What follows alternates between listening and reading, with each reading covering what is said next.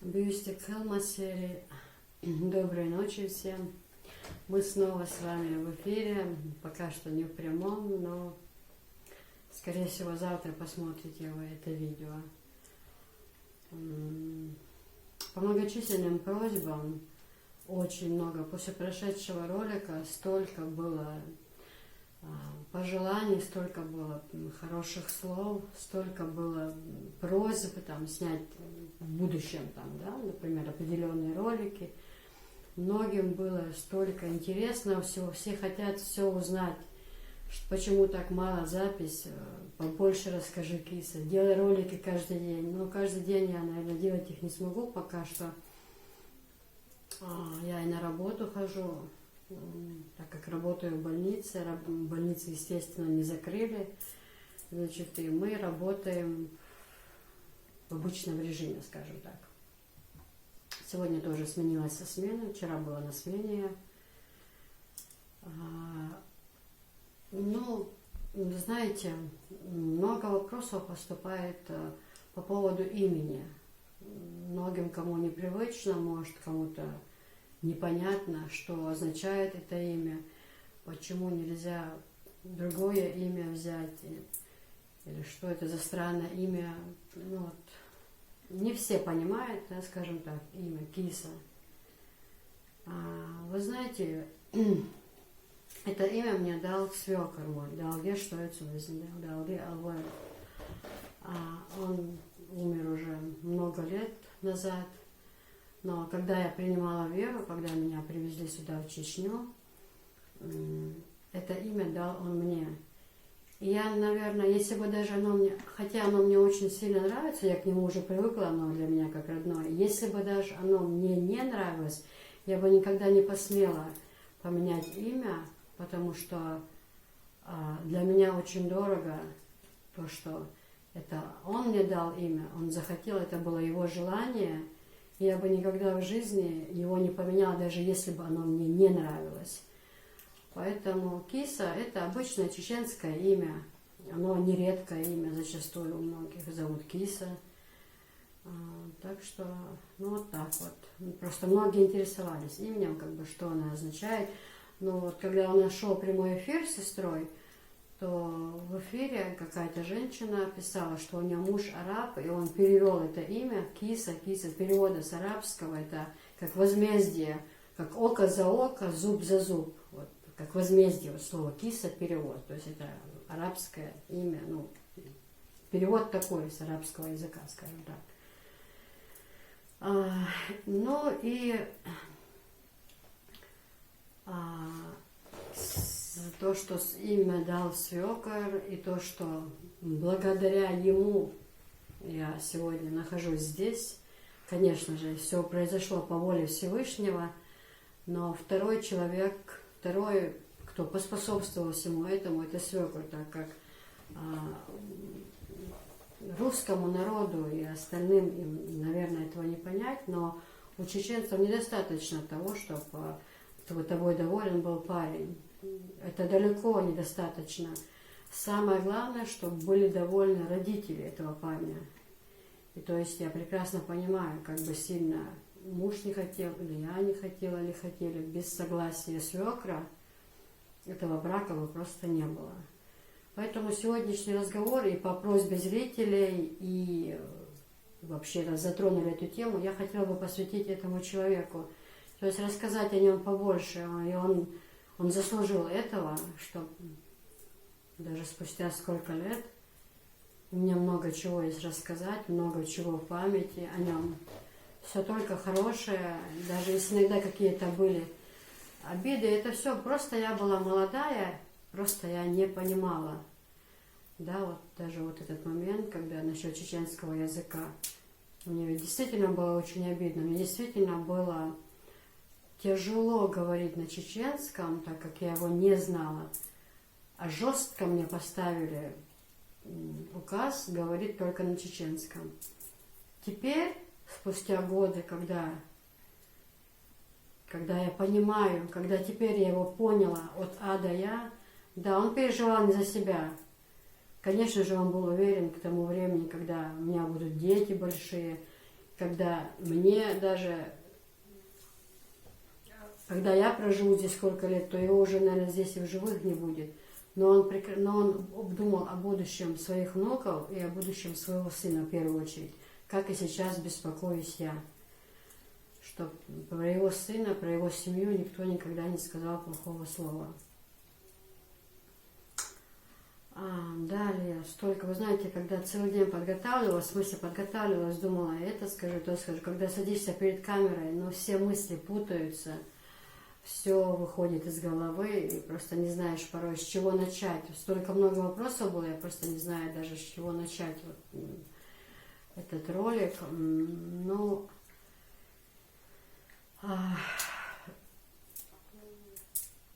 вот когда меня сюда привезли, это было в 98 году, когда свадьба, все прошло, значит, свекор, уже все гости разошлись, и я, как сейчас помню, он меня позвал, и вот он сказал мне тогда: Киса, здесь очень будет сложно тебе, я тебя предупреждаю сразу, но от тебя в данный момент требуется только вот основных 3 правила, я о них говорила, это совершение молитвы, это чеченский язык и наши законы, обычаи, то есть соблюдать ему, а всему остальному ты научишься, все будет хорошо.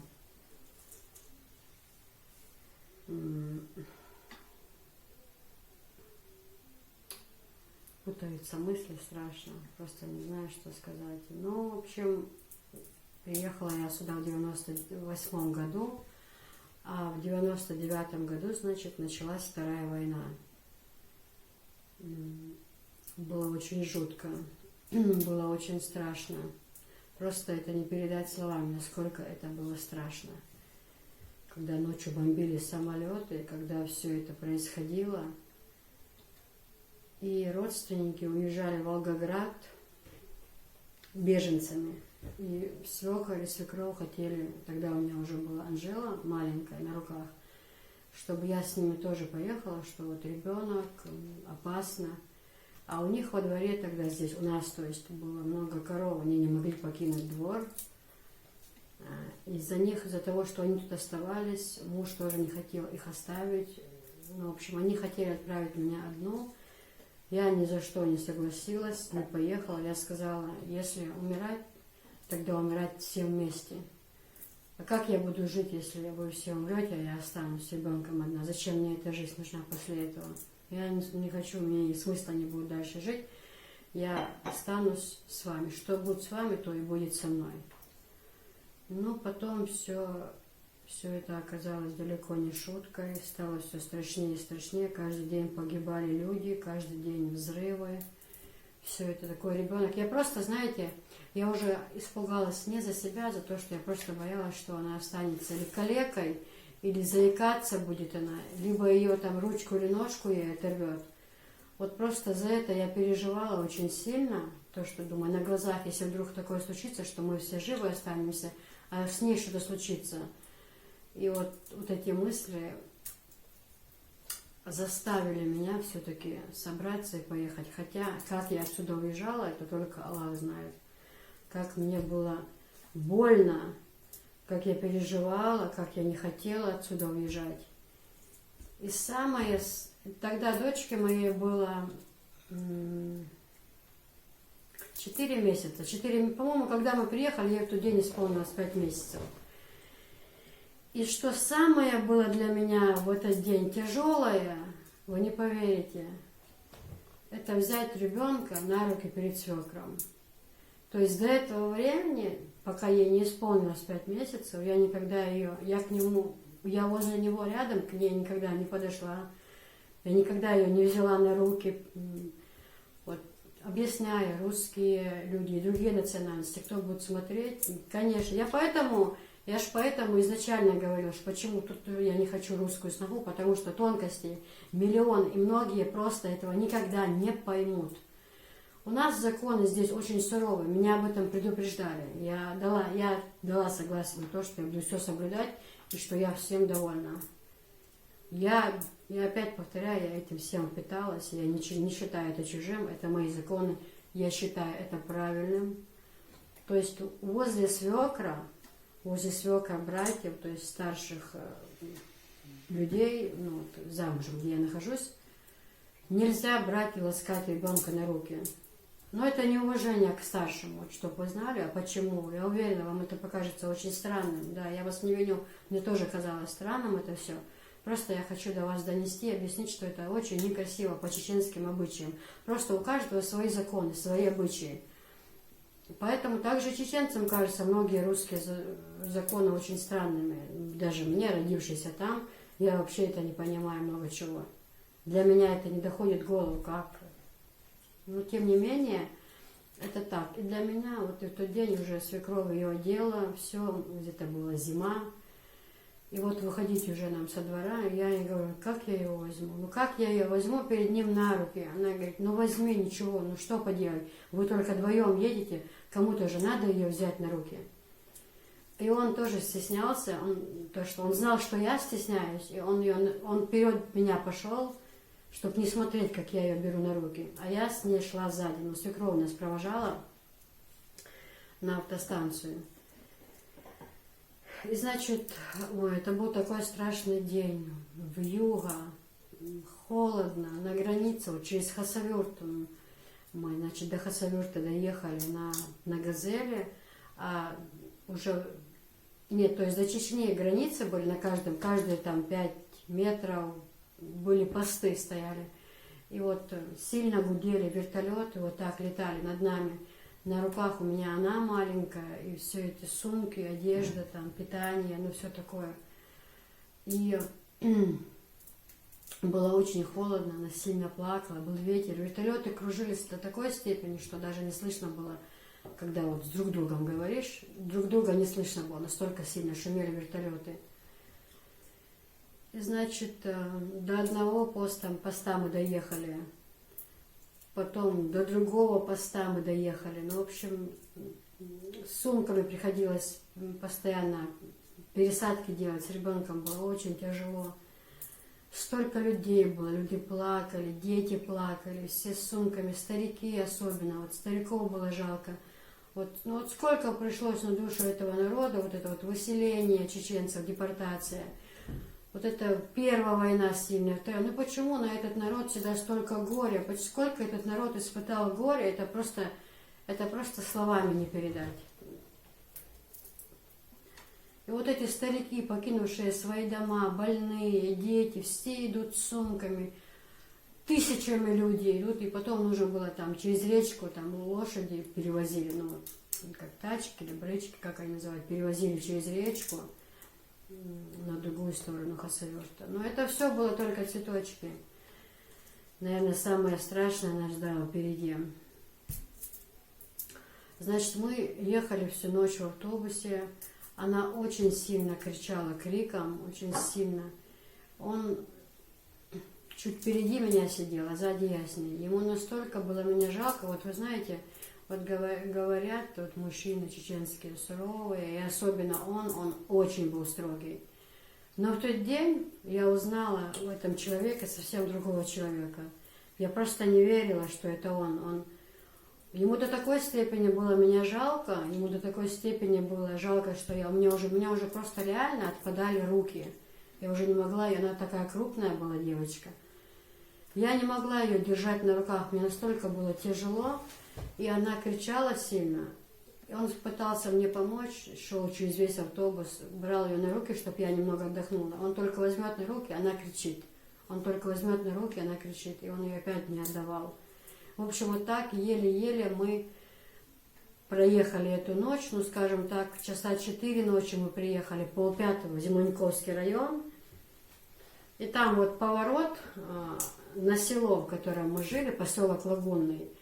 И от него еще достаточно, ну там я не знаю сколько километров, чтобы, ну, километра 3,5, то и больше нужно было пройти еще от трассы. Вот автобус не заезжал в это село, он прям в районный центр ехал.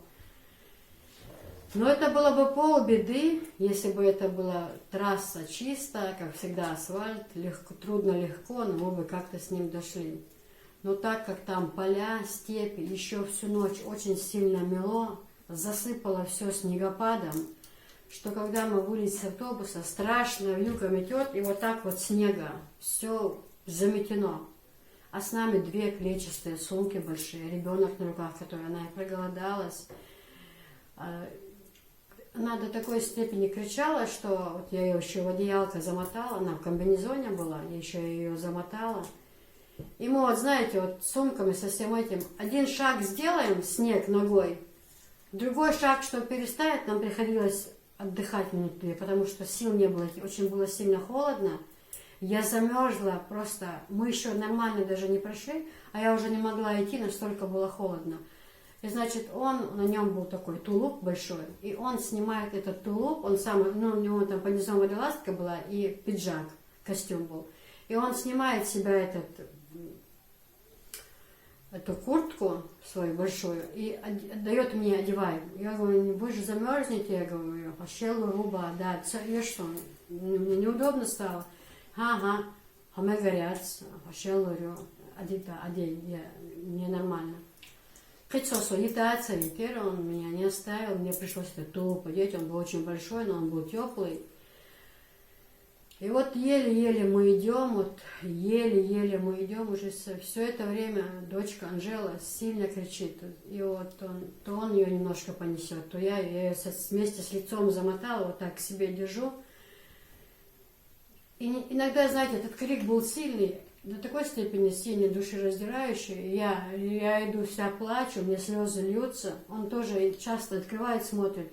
Просто мы думали, что порой казалось, что она умерла. Когда она резко прекращала кричать, так как был холод большой, и она сильно кричала, просто до невозможности. И вьюга была сильная, ночь на улице, и вот этот снег, что порой мы казались просто, что у нее сердце остановилось, и просто она умерла.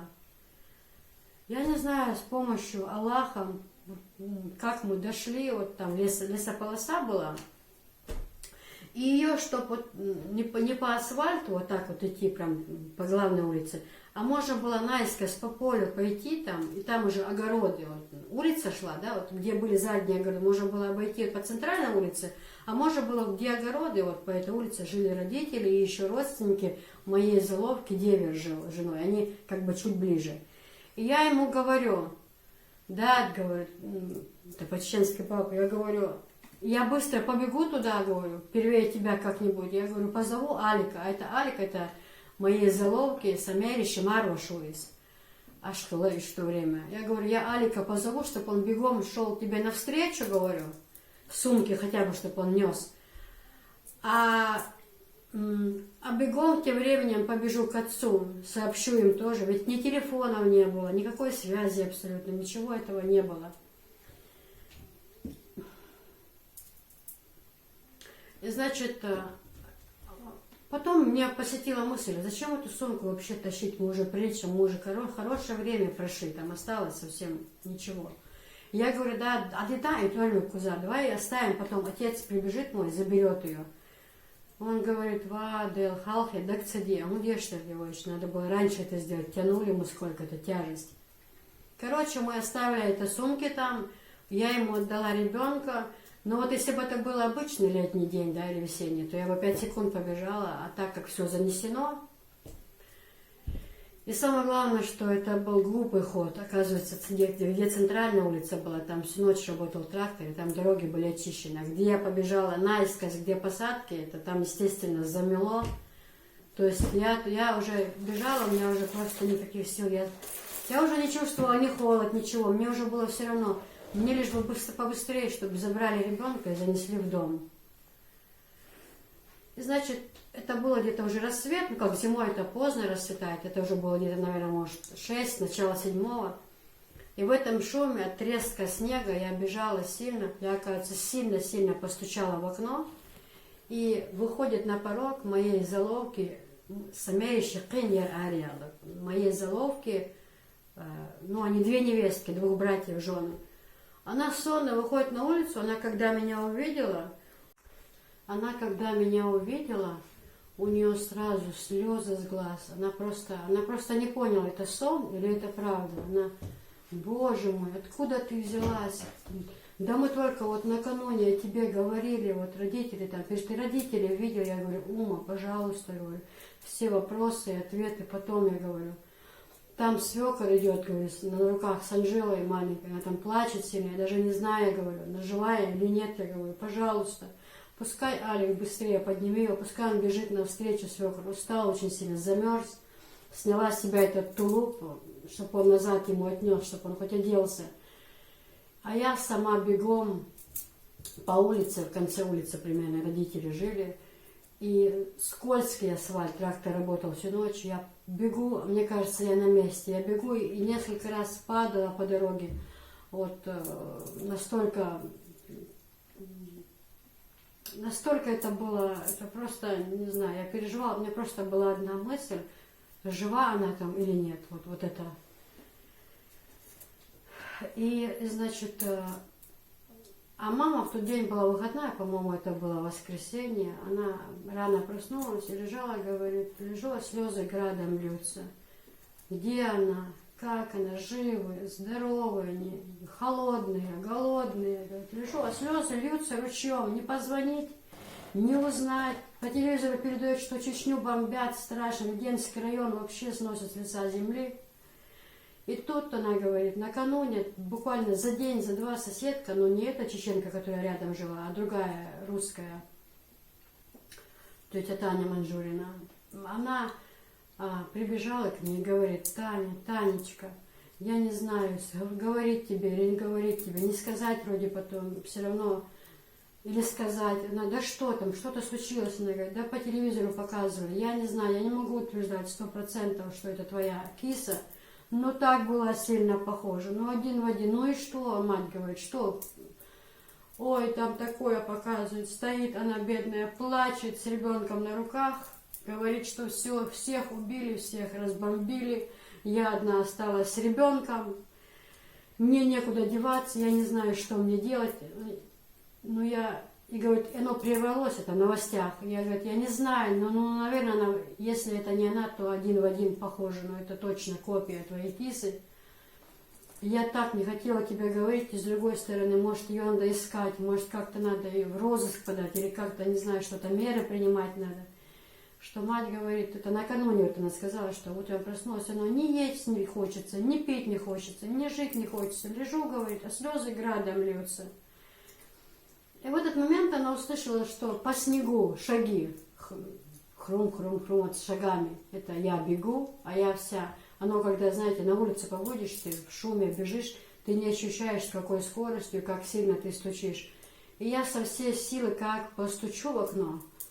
Она испугалась, говорит, я встала, я подумала, ну, она ветрачом работала. Зачастую часто приходили, бывало, и ночью там... Если там корова может отелиться, либо там бычок заболеть. Ну, нужна была, врач нужен был, и вызывали ее зачастую. Она подумала, что это, ну, странно, выходной, наверное, что-то там случилось. И она встала, все спали, сестра спала, отец спал, все спали. А во дворе у нас была большая собака такая, кавказская, волкодав, отцу еще по работе дарили. И эта собака, она меня знала. И когда уже я обошла вот так, я же с лицевой стороны постучала, когда я уже вокруг обошла и мимо этой собаки прошла, и уже около двери, когда я застучала там, она вообще сильно удивилась. Она говорит, эта собака никогда никого не пропускала на 10 метров даже, она разрывалась, гавкала сильно. Я еще подумала, это кто-то свой. Как собака пропустила, это уже человек уже стоит около прям порога. И когда она открыла дверь, и когда она увидела, я просто сказала, мама, там Анжела со свекром, и она, что случилось? Она сразу стала плакать. Киса, что случилось? Скажи, просто скажи, они живы? Я говорю, живы, мам. Пока что были, когда я их видела, были живы. Ну быстро, пускай папа тоже встает, пожалуйста, навстречу, пускай он бежит туда, там свекр, он сильно устал. Анжела маленькая, плачет, орет, ну в общем... Бегом сестра Хадижа выбежала из другой комнаты. испуганная. Что случилось, киса? А где Анжела сразу? Они все запереживали, говорит, там, она говорит, я так сильно испугалась, мне такие сны снились, мне показалось, что война началась. Ну, в общем, все на таких эмоциях.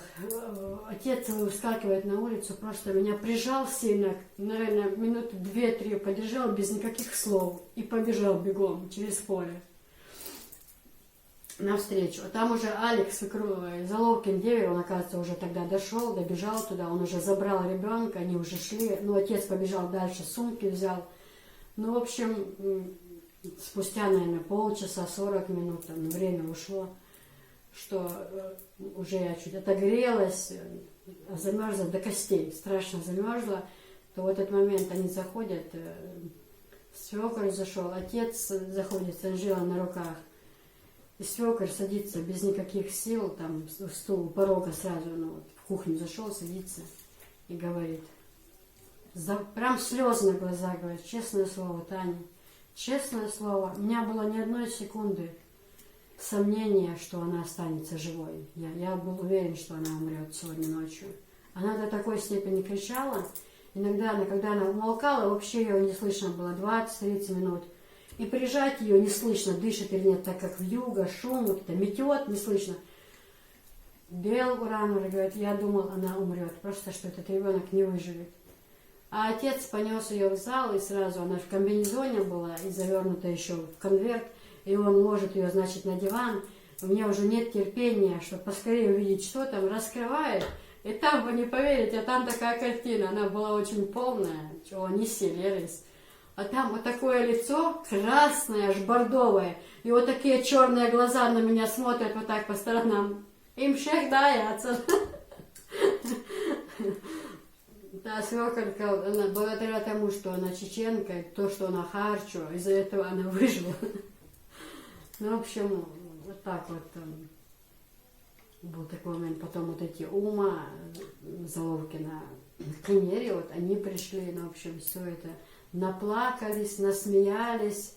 Ну, в общем, свекор день-два погостил, поехал еще к нашему деверу, у него там побыл и поехал назад сюда, в Чечню. Ну, и, в общем, месяц проходит, ну как, я-то надеялась, что это все поскорее закончится, но месяц я побуду, 2 побуду от силы, что это все устаканится, что это все успокоится. Месяц проходит, 2 месяца проходит, 3 месяца проходит.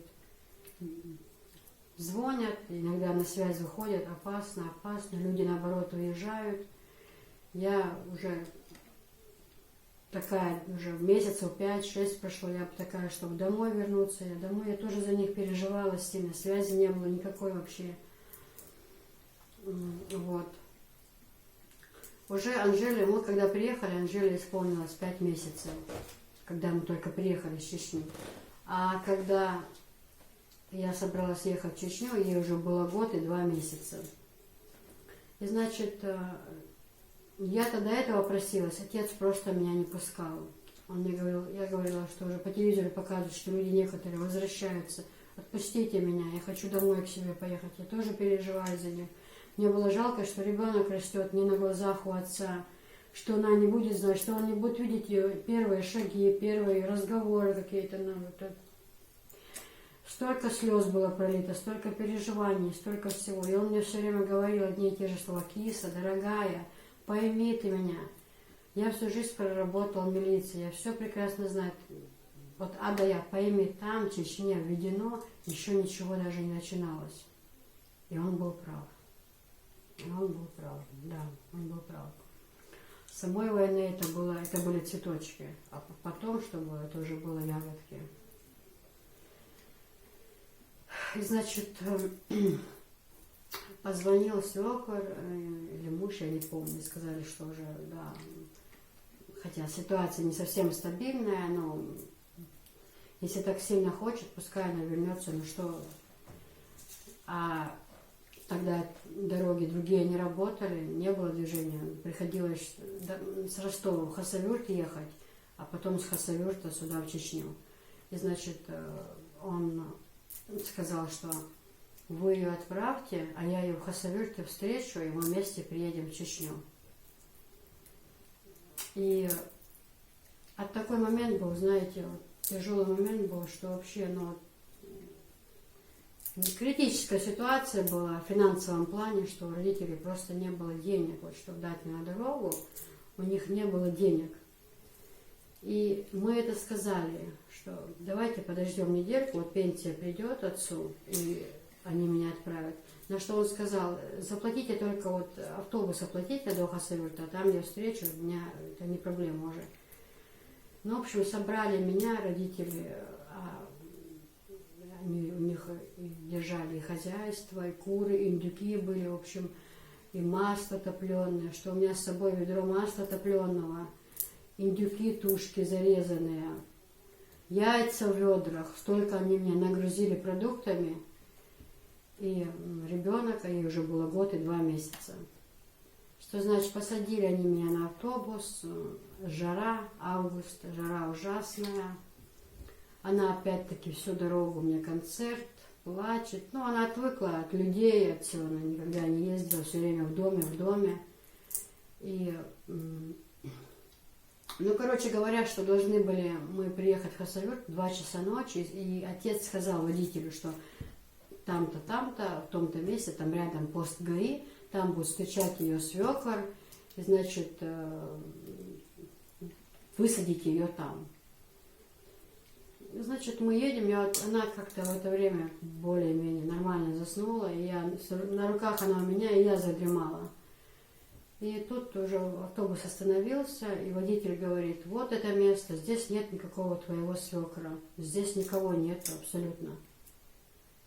И знаете, он меня сумки выставил, я слезла, ночь на улице никого, ни души, я со всеми этими сумками, с ребенком на руках, в чужом городе и без копейки денег.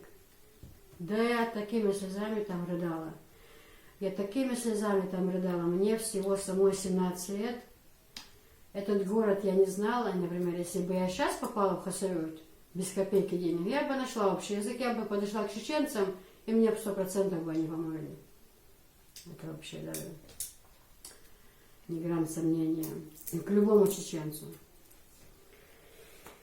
И, значит, я стою в этом состоянии, плачу, и ко мне подходят, там стояли на посту 2 гаишника, ну это в Хасавюрте, и они мне говорят, сестра, вы кого-то ждете? В чем дело? Почему вы плачете? Я расплакалась и говорю, свекор должен был встречать вот так, но он не приехал. Он говорил, что едет. Он говорит, а ваш свекор и не приедет. Там были где-то бои, ожесточенные бои, то есть дороги на Чечню полностью закрыты. Он это как сказал, у меня земля из-под ног ушла. Просто вам сейчас это все рассказать, вы знаете, это... И главное, нет копейки, денег на руках у меня с собой, ничего. Как родители просили, подождите немного, кис, вот отец пенсию получит, деньги будут, дадим, поедешь ты, ну вот свекор так захотел, ну как он сказал, пусть вы отправьте, а там дальше. И значит, они мне говорят, сестра, вы чеченка или русская? Я говорю, чеченка. Я даже испугалась сказать, что я не чеченка, потому что, мало ли, ну, не сказала я одним словом. И они мне говорят, сейчас мы вас отправим куда-нибудь, чтобы вы переночевали к людям, к знакомым. Сейчас мы этот вопрос решим. Утро, когда настанет, тогда или позвоните родственникам своим, или что-то, как-то, но решите этот вопрос. И они, значит, останавливают тоже какой-то военный, но он такой военный, на нем была такая зеленая форма, я так поняла, он работник военкомата, вот как вот в военкомате форма, вот такая была. И они ему что-то по-своему сказали, и он, да, конечно, пускай это все, что они... Я села в машину с ребенком сзади, они это все погрузили, ночь, мы едем по городу, а у меня слезы градом, я думаю... Что вообще происходит? Ночь, чужие люди, куда я еду? Вообще, что происходит? Что со мной будет дальше? У меня нет денег. А вдруг то, что вдруг они тоже как-то обозлены на Чечню, вдруг они то, что я чеченка, может, меня убьют сейчас там, или я не знаю. Ну, мысли, но в 17 лет мысли лезли разные в голову, но другого выхода у меня не было. Я даже не представляла, какие это святые люди оказались. Я просто этого на тот момент не представляла. Он, значит, меня, там рынок был один, по-моему, какой-то зеленый, как он называется, там торговля шла круглосуточно. Он меня, значит, подвозит на этот рынок, и там дочка орет все это время, она нужно было молоко. У меня питание по дороге, то, что кашу брала на дороге, пропало, прокисло, жара, лето. Она орет, плачет. Я даже с собой на дорогу брала сгущенку и кипяток, чтобы развести хотя бы по дороге, чтобы хоть что-то дать ей. Но этого, видимо, ей не хватало, но редко. И что он подвозит меня, там одна женщина, он ее позвал с края, там, базар вовсю, несмотря на то, что время уже почти 3 ночи, базар вовсю, торговля идет, что одна женщина подбегает, он ее позвал, и он что-то по-своему раз сказал, и она говорит, вот так это, поедете, я сейчас, она дверь открывает и говорит мне, что надо, что, выезжайте сейчас туда, к нам домой, что надо, что принести ребенку, я говорю, молоко надо, сейчас, 5 секунд, везите домой, я быстро с молоком, сейчас прибегу. Что он привозит меня на квартиру, открывает дверь, и я сразу поняла, что по обстановке, что живут очень шикарно, все в коврах, все очень красиво, богато в доме.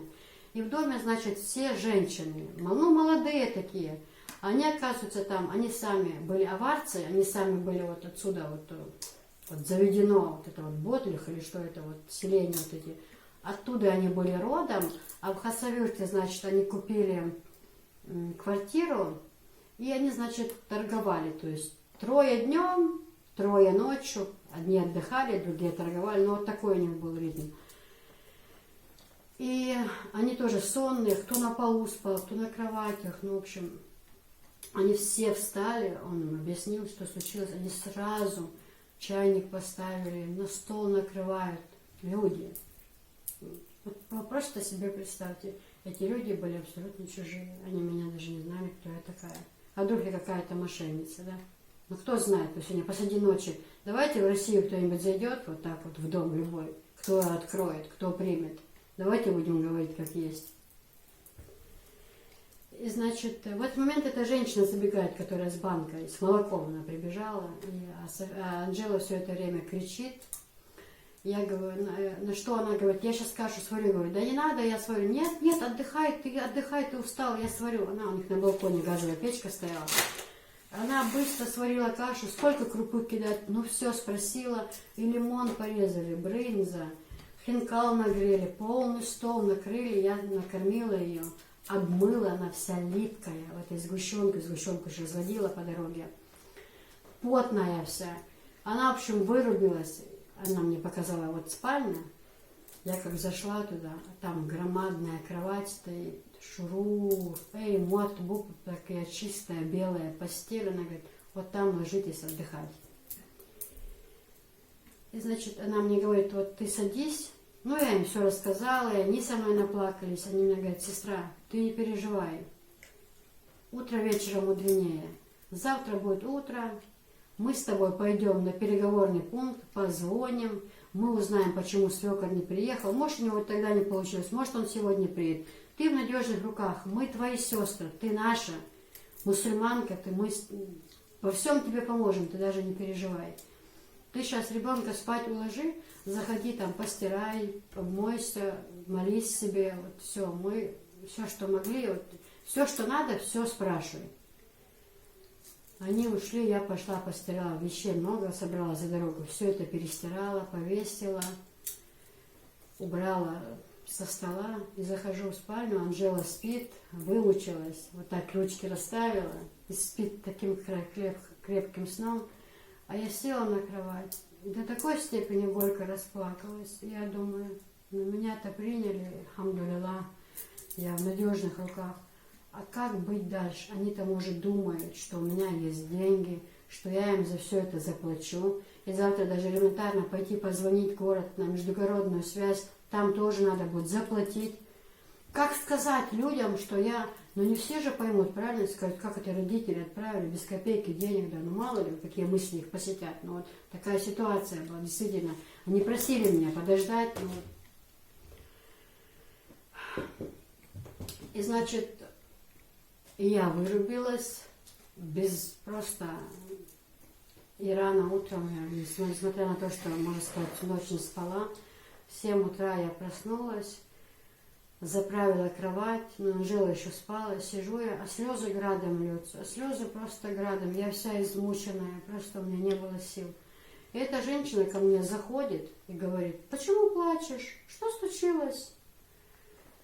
Я говорю, я очень сильно переживаю. Я за что переживала? Вы знаете, за что? Я переживала за то, что действительно, может быть, это на самом деле случилось, как сказали гаишники. Действительно, были бои, закрыли дорогу, и свекор, может, вовремя не успел сообщить о том, чтобы я не выезжала, что он не сможет выехать.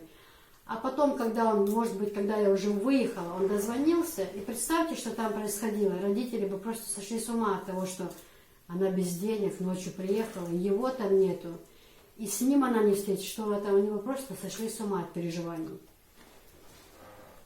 Я ей говорю, там дома, наверное, все волнуются, почему-то свекор не приехал, они там хоть живы, и такие уже мысли пошли в голову, может, их там поранило, может, они погибли, ну вот, все такое. И, значит, она говорит, не плачь, одевай Анжелу, сейчас мы с тобой пойдем, позвоним, и ты успокоишься, и все будет хорошо, вот посмотришь. И мы, значит, с ней идем, Анжела уже такая была, ну, она упитанная была, такая крепкий ребенок был, ей 1 год и 2 месяца. И она говорит, давай я буду нести на руках. Но она-то ходить могла сама, но просто нам далеко нужно было идти, медленно очень, она бы не смогла быстро идти, чтобы поскорее. Жара ужасная, знойная прям жара. И мы идем, а я все думаю, ну, надо сказать, что у меня нету денег. Но вдруг мы сейчас придем уже, зайдем поговорить, там рассчитываться придется, как я там перейду, скажу, что у меня нет денег совсем. Надо сказать, она впереди меня, я только к ней рукой дотрагиваюсь, раз руку, мне стыдно, я готова была сквозь землю провалиться, ну как это сказать человеку, да? И когда уже более-менее мы подходили, там нужно было сесть на остановку и на «Газели» ехать. Я так дрожащей рукой, со слезами на глазах к ней дотрагиваюсь и говорю, сестра, говорю, и расплакалась, говорю. А она шла все это время, у нее в руках был кошелек, вот она несла кошелек, больше у нее в руках ничего не было. Она поворачивается, что случилось? Опять она удивилась, я говорю, я заливаюсь слезами, я говорю, прости меня, говорю, ради Аллаха, говорю, но я не могу сейчас не признаться, не сказать. Она на меня смотрит, а что случилось? Я говорю, у меня просто, говорю, нету денег совсем. Она на меня смотрела, стояла, наверное, полминуты, говорит, ты же нормальная вообще, ты? О чем ты говоришь? Денег, полный кошелек. Разве в этом проблема, сестра? У тебя сегодня такая проблема, ты осталась с ребенком, с нам с любым можем, мы мусульмане, как мы можем кошелек полный денег, мы все твои вопросы сегодня решим, за что ты за это переживаешь? У меня на душе, вы знаете, у меня на душе то, что у меня было на душе, ну это просто не передать. Нет, мусульмане это люди, поэтому пусть больше ни у кого никогда не возникает вопроса, почему я приняла эту веру. Никогда. Даже этого одного случая не хватит. Даже этого одного. Потому что если бы я была не среди мусульман, в любом другом месте, никто бы меня так не принял. Никто. И значит, мы приходим в один переговорный пункт, там занято, в другой переговорный пункт, там большая очередь. То есть, ну никак нам не получается зайти и связаться. Я уже переживаю, она мне говорит, подожди, мы сейчас с тобой сядем, поедем там на конец города, там в том месте всегда есть связь, там ближе вокзал, и оттуда точно мы дозвонимся. В общем, до этого мы поменяли точек 5, наверное, но вот везде не могли мы. То занято, то связи нету с Ростовом, то еще что-то, но факт то, что не дозвонились мы. И вот это было место, в которое мы собрались ехать, и опять-таки, судьба. Судьба, давно все предначертано, не нам решать. Не нами все это дано, не нами все это создано. Никто мы вообще люди, чтобы что-то говорить. Давно все там решено. Кому с кем быть, кому кем быть, давно все предначертано. И мы с ней, значит, заходим в этот переговорный пункт, а там людей сидят, все чеченцы, ну, беженцы, многие приехали, все созванивались узнать. И она мне говорит, ты зайди туда, вовнутрь, я Софию подержу на руках, то есть Анжелу, ты просто узнай, с Ростовом связи есть или нет, что мы тут зря не сидели. Я ей, значит, отдаю ребенка, сама захожу, вот женщины прям в ряд сидят, я не знаю, наверное, женщин 30. Все, кто спит, кто задремал, кто вот этот, ждут связи своей, ждут своей очереди. И я просто им говорю, я просто говорю, спросить, можно связь есть или нет? Да, да, конечно, все меня пропустили. Я говорю, девушка, скажите, а с Ростовом можно связаться? Есть связь? Да, да, конечно, в течение 5 минут ожидайте. Далеко не отходите. Угу, хорошо. Я так разворачиваюсь, выйти вот от женщины, а там в углу сидел один старик, но он тоже голову опустил, такая шляпа на голове у него, дремал, он тоже заснул. И я так разворачиваюсь, хочу выйти, пройти у той женщине, сказать, ну, которая с дочкой на улице стоит. И я так прошла мимо него, и так еще посмотрела на него, знаете, и думаю, как сильно похож на свекра. А сама думаю, да не будет этого, не могу я быть такой счастливой, чтобы с ним сейчас здесь встретиться. И туфли не его. Посмотрела, ну, видимо, туфли потом купили, что я не видела. И обувь не его. Ну, одежда, может, и похожа, но туфли точно не его. Я так стою и прохожу. И не дает мне мое подсознание уйти. Не дает. И я думаю, нет, я вернусь. Пусть я ошибусь, но я хочу убедиться, что это не он. Меня тянуло туда. Он так вот нагнул голову, шляпа на голове, и он спал. Я разворачиваюсь назад, подхожу к этому человеку, он же спит, и так рукой, дрожащей рукой к нему, так, по плечу. И он поднимает голову на меня, а это свекр мой. У меня слезы на глазах, у него слезы на глазах. Он говорит, киса, откуда ты взялась? Ты откуда? Я же тебя всю ночь, я на вокзале проспал, на лавочке всю ночь тебя ждал. А оказывается, водители не там остановили, где надо. Я говорю, меня высадили там около поста, у вас там не было, говорю. Он говорит, я же объяснял, что вот здесь я буду. А я, говорит, пришел сюда, позвонить, связи не было с Ростовом, пришел позвонить родителям, сказать, почему не выехала. Распереживался, может, что случилось, почему тебя не отправили. И вы представьте, люди, вы только представьте, вот судьба, да?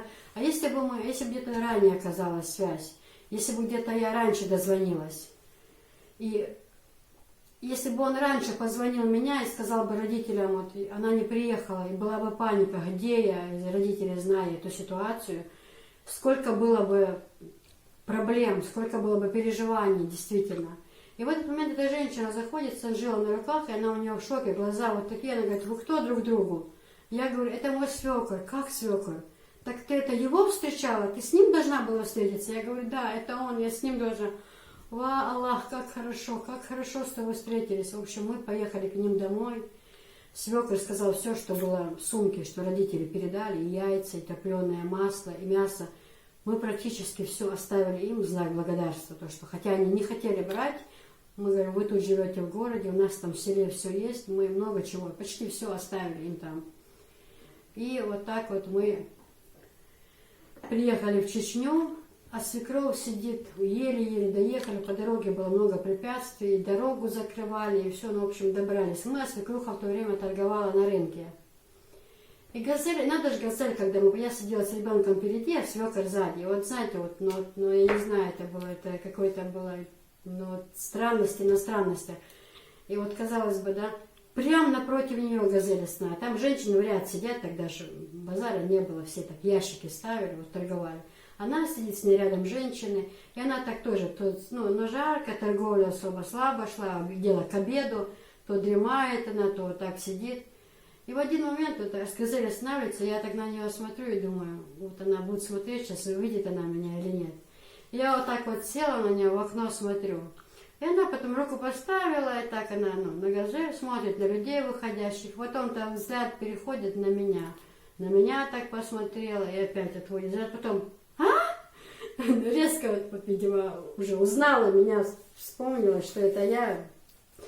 И как вскочила, она открывает дверь, Анжелу на руки, Анжела уже большая, уже ходит, такие кучеряшки, такая вся. В общем, Вот такая история. Со свекром нас очень много связывало. Мы практически с ним всегда были дома вдвоем. Муж таксовал долгое время, так как работы в Чечне не было после войны. Свекровь на рынке была все время. А мы со свекром по хозяйству. Ну, в общем, уже, наверное, многое наговорила. Еще будет эфир, еще поговорим с вами. Извиняюсь всем, что, может, кто-то хотел, чтобы я на чеченском говорила. Люди обижаются, уже начинают отписываться, говорят: Киса, мы будем отписываться. Ты все время говоришь на чеченском, мы не понимаем, нам неинтересно слушать. Поэтому, когда будут прямые эфиры, кто будет на чеченском языке задавать, я буду на чеченском отвечать. Кто будет на русском буду отвечать. То есть, чтобы никому не в обиду, вы все мои любимые зрители, Сагом я махпую, все вы мои değerli kılışım, dağılsı döl şu bizim deyla. Adik yol büyüsdal bir alıyor.